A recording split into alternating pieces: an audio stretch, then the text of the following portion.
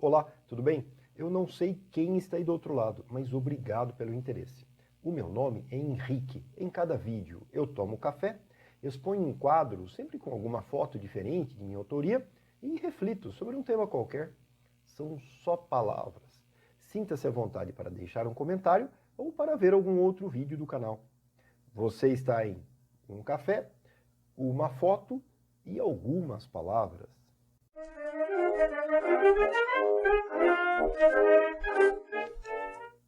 Conflito Israel-Palestina.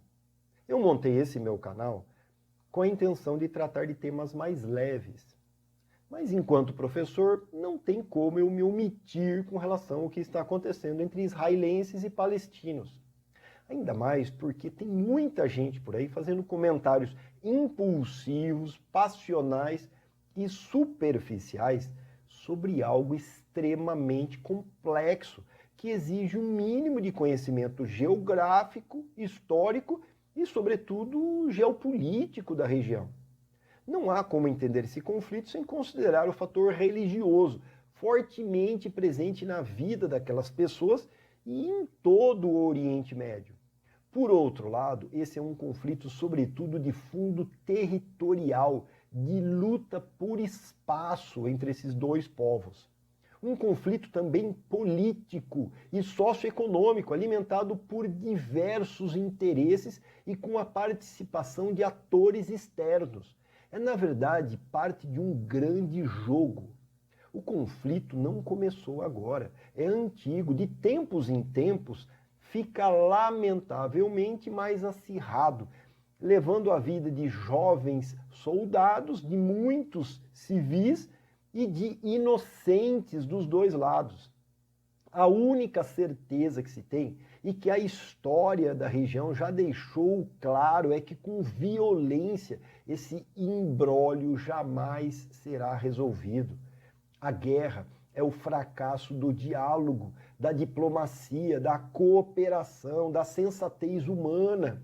É o triunfo do ódio, é a perpetuação dos ressentimentos, que só se acumulam por gerações, criando obstáculos cada vez maiores para o processo de paz. A cada morte vai ter alguém querendo vingança.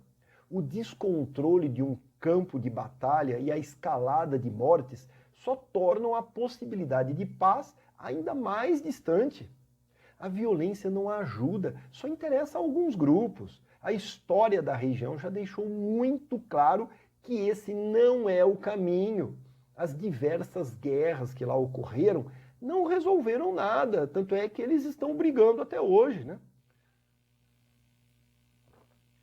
Há quem defenda, por exemplo, o revide com toda a força possível, pouco se importando se atingir alvos civis do outro lado.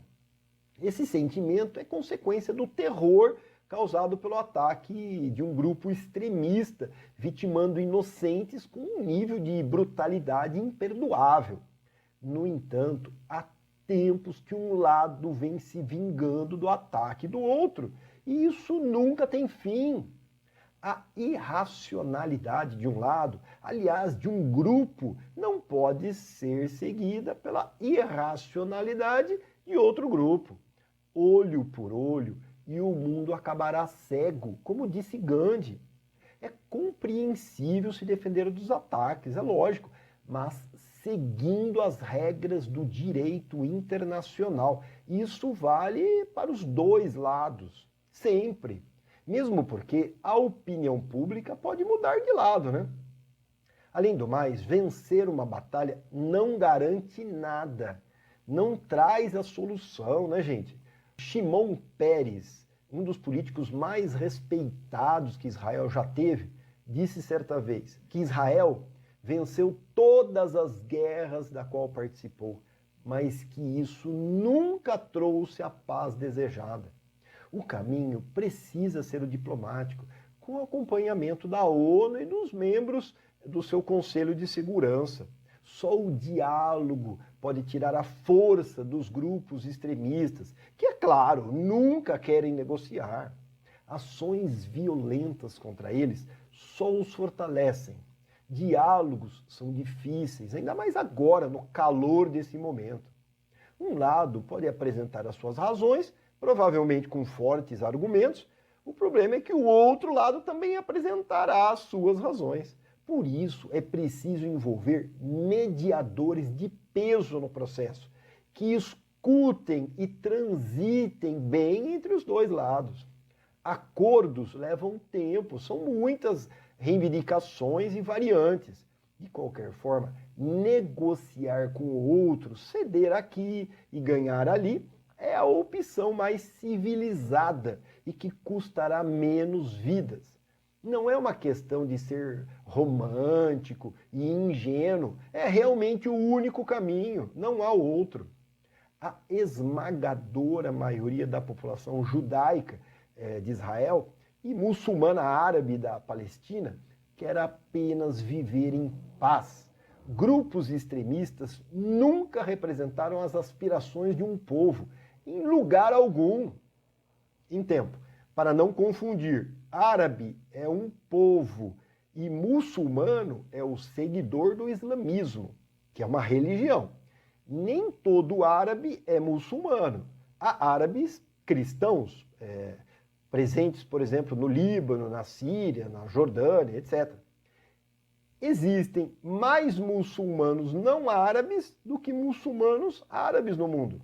A Indonésia, a Índia, o Paquistão, Bangladesh, o Irã, a Turquia, são alguns exemplos da presença de povos não árabes seguindo o islamismo.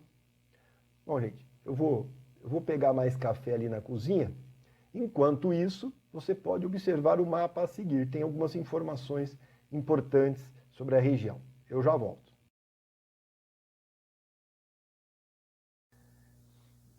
Observou bem o mapa? Que bom. Bem, o Estado de Israel foi fundado apenas em 1948, mas a história de seu povo vem de longa data. Segundo a tradição judaica, o local onde esse Estado se estabeleceu é a terra prometida por Deus. Os judeus atuais, hebreus no passado, argumentam que precisam ter controle sobre certos territórios daquela região, usando interpretações bíblicas e históricas. Eles ficaram muito tempo distantes dessas terras, já que ainda na antiguidade foram expulsos dessa região pelos romanos, no que ficou conhecido como a segunda diáspora, dispersão judaica. Se espalharam pelo mundo inteiro, mas sempre sonharam em retornar. Aquela parte ali da Ásia Ocidental já foi dominada por muitos povos. Antes da Segunda Guerra Mundial, a região estava sendo controlada pelo Reino Unido, pelo Império Britânico, que passou a administrá-la após o final da Primeira Guerra Mundial, que provocou a desintegração do Império Turco-Otomano, que controlava até então essa região. Ainda em fins do século XIX e começo do século XX, com o fortalecimento na Europa do chamado movimento nacionalista sionista, que defendia a criação de um Estado soberano para os judeus, muitos deles deram um jeito de retornar para essa região. Ainda na época sob domínio otomano.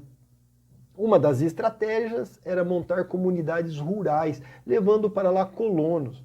Muitas dessas comunidades ficaram conhecidas como kibbutz. Bem, chegou a Segunda Guerra Mundial, Os judeus europeus sendo cada vez mais perseguidos, pelos nazistas, pelos fascistas, sendo lamentavelmente mortos ou levados para campos de concentração.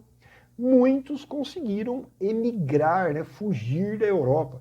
Alguns deles, durante esse período, conseguiram entrar em Israel. Outros tantos tentaram entrar, mas não conseguiram. Israel como país ainda não existia. E os britânicos que estavam controlando a região não queriam as suas entradas. Houve episódios de navios atracados no porto, aguardando autorização para o desembarque desses judeus. Os navios tiveram que voltar para a Europa. Os britânicos sabiam que poderia ter confusão com a maioria árabe palestina que lá vivia. Os britânicos já haviam prometido a criação do Estado ali para os judeus e para os árabes. que aliás ainda hoje repudiam isso, né? Bem, antes da Segunda Guerra Mundial, né, isso não foi efetivado, né, durante a presença deles por lá. Após a Segunda Guerra Mundial, o Reino Unido, mesmo vitorioso, precisava se recuperar, né, e começou a perder muitas de suas colônias na África e na Ásia. Não tinha mais como mantê-las, né? Era também um outro momento histórico, né? Os Estados Unidos e a União Soviética passaram a aumentar as suas áreas de influência pelo mundo. Então os soldados britânicos, portanto, fizeram as malas e saíram de Israel, foram embora. E a ONU, em 1947, de certa forma influenciada pela antiga promessa britânica, sensibilizada pela morte de milhões de judeus e, é claro, né, pressionada pela comunidade internacional, propõe a criação de 2 países ali na região. Israel, para abrigar os judeus, e a Palestina, para abrigar os árabes que ali viviam, que aliás eram maioria. A proposta também considerava Jerusalém, né, que devido à sua importância religiosa, passaria a ter um regime especial, se tornando uma cidade internacional. Muitos árabes da região se opuseram a essa divisão territorial, né? Mesmo assim, diante da saída dos britânicos, os líderes judeus que lá estavam, em 1948, declaram então a criação do Estado de Israel, já com judeus de vários cantos do mundo chegando por lá, né, e comemorando a criação do tão desejado Estado, tendo o hebraico como a língua comum entre eles, a língua oficial hoje de Israel. O árabe era outra língua oficial, mas perdeu recentemente esse status, o que logicamente provocou inúmeros protestos, né, dos árabes que lá vivem contra essa polêmica lei, né? Bem, voltando à criação de Israel, já em 1948, durante as comemorações, eles começam a sofrer ataques daqueles que não desejavam a criação de Israel. Países árabes vizinhos e árabes que ali viviam, muitos forçados a deixar as suas propriedades. Israel ainda não estava tão forte militarmente, mas resiste e com o argumento de se defender, acaba aumentando o seu território, inclusive para áreas que deveriam ser, pelo plano de partilha da ONU, do Estado da Palestina. E de lá para cá, a cada ataque, eles acabam vencendo e aumentando o seu espaço físico. O território israelense hoje é bem maior do que aquele que a ONU propôs em 1947. Essa extensão é conhecida hoje como territórios ocupados. Alguns já foram devolvidos, outros estão em negociação e outros Israel nem cogita devolver. Antes de 1947, os árabes viviam em grandes porções de terras. Hoje eles vivem em porções menores. Os árabes querem os territórios invadidos por Israel ao longo das guerras que se sucederam. Os israelenses se defendem, dizendo que foram atacados e que possuem direitos históricos sobre certos territórios. A polêmica está criada até hoje, né, gente? Busca-se acordos de paz e sempre tem os extremistas que não concordam. A maior parte dos dois lados quer a paz, quer viver em harmonia. Israel é hoje o país dos judeus, né? Mas tem também muito árabe vivendo ali, né? Ali nas proximidades. Por exemplo, os palestinos, né? Desde 1947, muitos conflitos ocorreram entre árabes e israelenses, com a participação de países árabes vizinhos, né, como a Síria, a Jordânia e o Egito, né, e também entre palestinos, entre grupos palestinos e Israel. Israel venceu todos os conflitos. Muito do que acontece hoje em Israel está relacionado com a chamada Guerra dos 6 Dias, de 1967, onde Israel, em um ataque chamado de preventivo, alcançou uma vitória esmagadora contra países árabes, avançando por 5 importantes áreas. Primeira delas, as colinas de Golã, que eram da Síria, país árabe, né, vizinho, a nordeste de Israel. Nesses planaltos estão as fontes de água que alimentam o Rio Jordão e, por consequência, o Mar da Galileia, que na verdade é um lago de água doce. Tanto o rio quanto o lago são fundamentais para o abastecimento hídrico de Israel. É uma área estratégica por conta da água, que é muito preciosa, né, para um país com poucos rios e com um clima predominantemente árido, semiárido e mediterrâneo, e também por conta de ser uma área mais alta, né? É importante do ponto de vista militar, já que se pode observar o deslocamento de tropas do outro lado da fronteira. Israel ocupou também a Cisjordânia, que à época estava sob domínio da Jordânia, e que a ONU lá em 47 havia proposto que ficaria com os palestinos. Uma parte já foi devolvida aos árabes palestinos, né? E está sob controle da Autoridade Palestina, que é liderada hoje pela organização conhecida como Fatah, com o qual é possível dialogar. Mas ainda tem muitos assentamentos judaicos na Cisjordânia. E muitos continuam sendo construídos, como em uma guerra silenciosa, tornando-se obstáculos cada vez maiores para a devolução integral dos territórios aos palestinos, né? Essa região, vez ou outra, entra nas negociações, mas é tudo muito complicado, né? Por conta principalmente dos assentamentos que continuam sendo construídos. A revelia da ONU, que os considera uma violação da legislação internacional. Alegando proteção contra atos de violência praticados por alguns grupos mais radicais palestinos e também alegando defesa da sua integridade, Israel resolveu erguer um polêmico muro na região, o da Cisjordânia, separando essa parte do resto de Israel, o que acaba isolando os palestinos e os próprios judeus que vivem nos assentamentos, que acabam vivendo em comunidades fechadas, separadas entre si, controladas por forças de segurança, né, gente? Já esse muro acaba sendo, lamentavelmente, mais um muro da vergonha.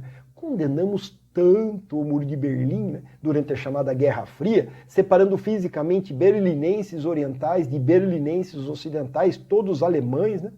E em Israel tem-se outro muro, separando árabes de judeus. Como, né, os árabes palestinos são mais pobres, muitos deles trabalham como pedreiros, operários, agricultores ou em serviços gerais em Israel, que, como todo país desenvolvido, tem falta de mão de obra barata. Muitos atravessam pontos de passagens, são muito revistados, né? Trabalham do lado israelense e depois retornam para o lado palestino da Cisjordânia. E é claro, né, que uma inspeção completa é sempre constrangedora, né, para os dois lados, já que a esmagadora maioria é da paz, não é terrorista.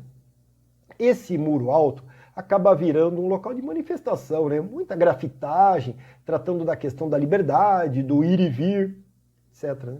Qualquer muro, né, gente, que segrega é um fracasso da humanidade, né? O ideal é que as pessoas se entendam, né, e que consigam viver sem muros, né?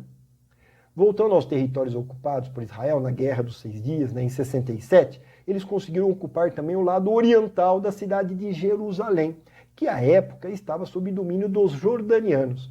E não cogitam devolver essa parte para o controle dos árabes, né, como proposto pela ONU em seu plano de partilha lá de 47.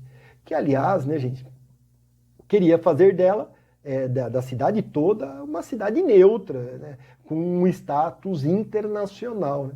Israel não concorda, né, assumiu toda Jerusalém como a sua capital indivisível. Né? Inclusive, vários assentamentos foram feitos por lá para garantir o território. Jerusalém, principalmente essa sua porção oriental, é muito importante para 3 grandes religiões. Para os judeus, pois lá fica o Muro das Lamentações, né, um importante símbolo desse povo e uma referência de que os hebreus ocuparam essa região no passado. Né. A cidade também é importante para os cristãos, pois lá Jesus Cristo teria passado seus últimos dias, teria sido crucificado, sepultado e onde teria ressuscitado. Né. Destaque para a Igreja do Santo Sepulcro. E importante também, Jerusalém também é importante para os muçulmanos, pois eles acreditam que o profeta Maomé, ou Mohamed, né, como eles preferem, que nasceu em Meca, né, na Arábia Saudita, ascendeu ao céu em Jerusalém e se encontrou com Deus, com Alá. Lá até tem uma grande mesquita, a Al-Aqsa. A sua cúpula dourada, né, chama a atenção na parte velha de Jerusalém. Todos esses grandes símbolos religiosos ficam próximos uns dos outros, né? Tudo na antiga Jerusalém. Outro local invadido em 1967 foi a faixa de Gaza, estreita faixa de terra ao sudoeste de Israel, que à época estava sob controle do Egito. Ela foi devolvida para os árabes palestinos, conforme proposta, né, da ONU, lá de 47. A devolução ocorreu em 2005, depois de um acordo firmado lá em 93. Hoje está sob controle do grupo islâmico, conhecido como Hamas, mais radical, né, e avesso ao diálogo com Israel, e até com o Fatah, né, que controla o lado palestino da Cisjordânia. Israel ainda faz um bloqueio militar do entorno e um controle muito rígido das fronteiras, do que entra e do que sai daquela pequena e densamente povoada faixa de terra. E a outra área ocupada por Israel em 67 foi o deserto do Sinai, ou Península do Sinai, tomada do Egito, né, após uma batalha sangrenta entre esses dois países. Já foi devolvida ao país africano através de um acordo de paz de 1978. Essa guerra de 67 gerou muitos refugiados palestinos. Em 1973, vem uma tentativa de revide dos árabes, a chamada Guerra do Yom Kippur, Dia do Perdão, um dia sagrado para os judeus, um dia de jejum, de oração, etc. Ataques árabes simultâneos e de surpresa ocorreram por diferentes frentes. Pelo Nordeste, a Síria, tentando retomar as colinas de Golã, né? O Egito pelo Sul, lá no deserto do Sinai. Apoio direto dos palestinos e indireto de outros países árabes. Em um primeiro momento, Israel começou a perder o conflito, mas ele acabou ganhando, né, vencendo mais essa guerra. Já era muito forte do ponto de vista militar, sem falar do apoio externo, né, sobretudo dos Estados Unidos da América. Hoje em dia, Israel é um dos países mais fortes do ponto de vista militar, né? Suas forças armadas são muito bem treinadas, né, com ampla participação de homens e de mulheres. É um país muito militarizado, com uma população muito envolvida com a defesa do território. Curioso, né, que foi que em 73 houve uma falha de manejo político do então governo de Israel, né, com o governo do Egito. E uma falha do seu serviço de inteligência, né, que não previu esse ataque surpresa. Não por coincidência, né, gente? Exatamente 50 anos depois, com um governo com pouca habilidade política, outro ataque surpresa acontece, o do Hamas, e em um dia também sagrado, né? Bom, voltando a 1973, Israel venceu essa guerra e acabou avançando ainda mais seu território, né? Foi nesse ano, né, 1973, que o petróleo, que nem é tão abundante por ali, né, mas sim em muitos países árabes próximos, né, foi usado como arma política, como um tipo de vingança, né? Membros árabes da OPEP fizeram um embargo do petróleo a países que apoiaram Israel nessa guerra, provocando um aumento do seu preço, criando uma crise mundial, né? E afetando muitos países consumidores, como o Brasil, que à época produzia muito pouco petróleo. Finalmente, em 1978, acontece um importante acordo de paz, o Acordo de Camp David. Israel e o Egito, país que mais ameaçava Israel, fazem um acordo assinado nos Estados Unidos, né, com a presença do presidente americano da época, Jimmy Carter. Anwar Sadat, presidente do Egito, e Menachem Begin, primeiro-ministro de Israel, firmam o acordo. Os dois ganharam o Nobel da Paz. O deserto do Sinai foi devolvido ao Egito. Israel não foi mais atacado por esse país e os dois passaram a ter relações diplomáticas. O Egito, país com a maior população árabe do mundo, reconheceu Israel como nação. Muitos por ali ainda hoje não reconhecem. E o Egito, sem perder um soldado, conseguiu de volta o seu território, o deserto do Sinai. Tudo no diálogo, né? Que maravilha! Só que qualquer acordo sempre gera discordâncias, né? Muitos israelenses, principalmente militares, que participaram da conquista do Sinai em 67, não gostaram da devolução em uma canetada, né? Em um ato político. Nações árabes que não participaram do encontro também reclamaram. Do lado do Egito, os mais extremistas também não gostaram, né? Poucos anos depois, Anwar Sadat é assassinado por radicais islâmicos. Ele, né, que conseguiu o território de volta em um acordo de paz, né, gente? É complicado, né? Porque sempre vai ter, né? Sempre vai ter aquele que não vai concordar, né? Você nunca vai conseguir agradar a todos. Mas o caminho é esse, né? A gente tem que insistir, né? Pela força não se resolve. Em 1982, Israel vinha sofrendo ataques de grupos palestinos na fronteira com o sul do Líbano. Resolve radicalizar e invadir esse país, chegando até a sua capital, Beirute. Essa invasão conseguiu enfraquecer os combatentes palestinos, mas ficou muito mal vista pela mídia internacional e pela própria opinião pública de Israel. Foi uma invasão muito truculenta, com a morte de muitos civis muçulmanos. Com o tempo, as tropas tiveram que recuar e sair de lá, né?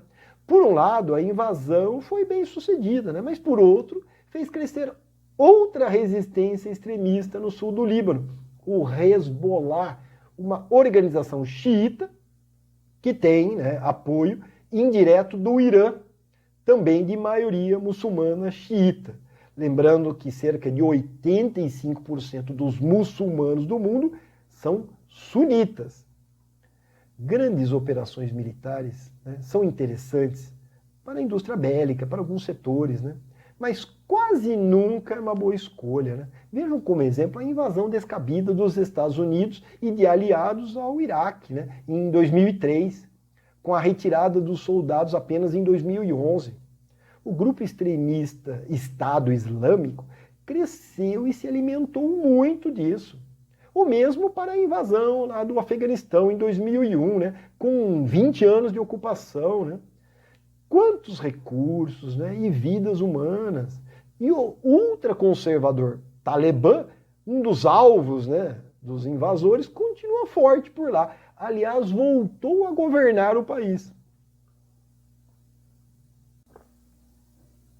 Em 1993, acontece um outro acordo importante, o Acordo de Oslo, capital da Noruega, depois assinado na Casa Branca, lá nos Estados Unidos da América, né, para dar peso, né, ao acordo. Bill Clinton era o presidente dos Estados Unidos. Yitzhak Rabin, primeiro-ministro israelense, e Yasser Arafat, maior líder palestino na época, né, fundador da OLP, Organização para a Libertação da Palestina, rivais, né, os dois, apertando as mãos, conversando, fazendo acordos, discutindo pontos divergentes. Ganharam o Nobel da Paz, né? Que legal, né, gente? É isso que tem que acontecer, né? Infelizmente, nem todos pensam assim. 2 anos depois, Yitzhak Rabin, que era judeu, é assassinado por um militante judeu extremista, logo após terminar um discurso defendendo a paz.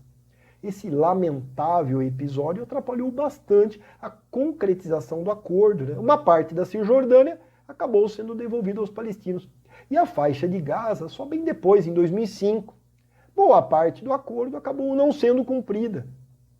E até a devolução de Gaza foi complicada, pois havia judeus vivendo em assentamentos naquele pequeno território. E eles não queriam sair, né? Resistiram até onde puderam. Foram retirados pelo próprio exército israelense. Hoje, a Palestina fica em territórios desmembrados e sem comunicação entre eles. A faixa de Gaza vive sob bloqueio de Israel e do Egito. Para sair dali, é preciso passar por revistas de militares, o que acaba sendo muito humilhante e gerando mais revolta palestina. Não tem muita comunicação com a Cisjordânia, né, comandada pela Autoridade Palestina, onde há um pouco mais de estabilidade política. Na Cisjordânia, além dos problemas envolvendo os assentamentos, o muro, o controle da mobilidade, etc., também há muitas reclamações de palestinos de que Israel controla mais o acesso à água, né, de que há uma desproporção de abastecimento. Em Gaza, nossa, ainda é pior, né? Há forte carência de água, de rede elétrica, de esgoto, de disponibilidade de produtos, etc. Mais da metade da população de Gaza depende de ajuda humanitária, né, para sobreviver, o que faz a causa palestina ter muitos simpatizantes no mundo todo. Por conta de toda essa situação, manifestações palestinas são frequentes, com algumas historicamente tomando dimensões significativas, como as conhecidas intifadas de 1987 e de 2000, levantes de resistências populares contra Israel, sempre acompanhadas de fortes represálias do exército israelense, gerando um ciclo interminável de revide, né, gente? A desproporção de forças, a desigualdade social, os desacordos sobre os refugiados, os impasses territoriais, os bloqueios e o controle excessivo das fronteiras, né, e também dos movimentos dos palestinos, a falta de reconhecimento pleno, né, e de fato de um Estado soberano palestino, a opressão, etc. Tudo isso, de certa forma, alimenta o radicalismo do Hamas, né, que controla a faixa de Gaza. Grupo esse que defende a extinção do Estado de Israel, né, e que se fortalece cada vez mais com o apoio bélico de outros países, como Irã e Síria, que têm interesses mais amplos no tabuleiro geopolítico regional, né, já que Israel é uma peça importante e estratégica no jogo de xadrez ali do Oriente Médio. Os Estados Unidos da América também sabem muito bem disso, né? Por isso os apoiam tanto, né?